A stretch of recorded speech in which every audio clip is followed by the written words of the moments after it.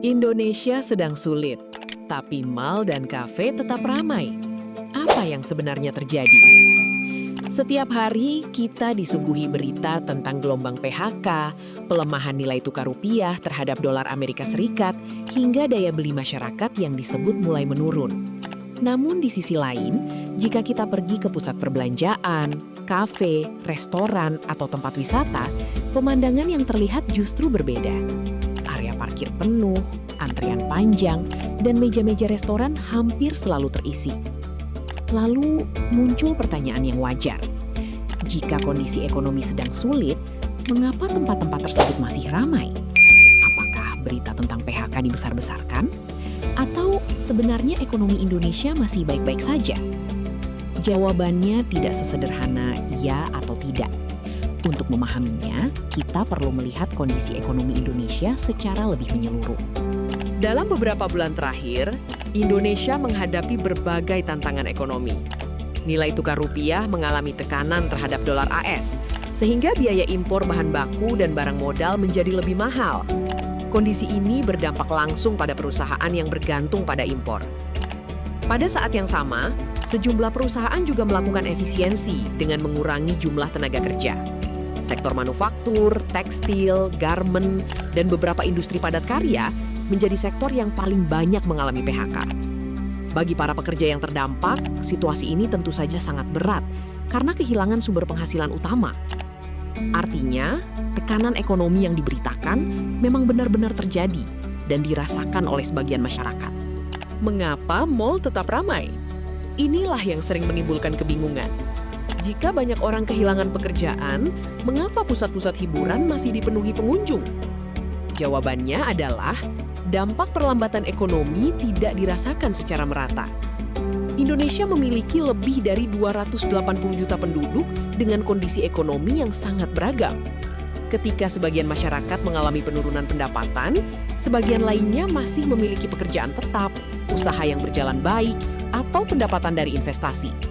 Kelompok inilah yang masih memiliki kemampuan untuk berbelanja, makan di restoran, atau berlibur bersama keluarga. Perubahan perilaku konsumsi juga menjadi faktor penting. Di tengah ketidakpastian ekonomi, banyak masyarakat memilih menunda pembelian barang-barang besar, seperti rumah, mobil, atau investasi lainnya. Namun mereka tetap mengalokasikan sebagian penghasilannya untuk hiburan yang relatif lebih terjangkau, seperti menikmati kopi di kafe, makan bersama keluarga, atau berwisata singkat. Fenomena ini dikenal sebagai pergeseran pola konsumsi.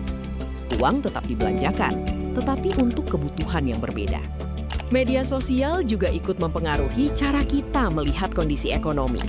Kafe yang viral, restoran populer, atau destinasi wisata terkenal selalu dipenuhi pengunjung dan sering muncul di beranda media sosial. Akibatnya, muncul kesan bahwa seluruh masyarakat sedang menikmati kondisi ekonomi yang baik. Padahal, tempat-tempat yang ramai itu hanyalah sebagian kecil dari keseluruhan aktivitas ekonomi. Di banyak daerah lain, usaha kecil justru mengalami penurunan omset. Toko-toko sepi, bahkan ada yang terpaksa tutup. Jumlah pengunjung juga tidak selalu mencerminkan besarnya transaksi. Banyak orang datang ke mal hanya untuk berjalan-jalan, menikmati fasilitas umum, bertemu teman, atau berburu diskon, tanpa melakukan pembelian dalam jumlah besar.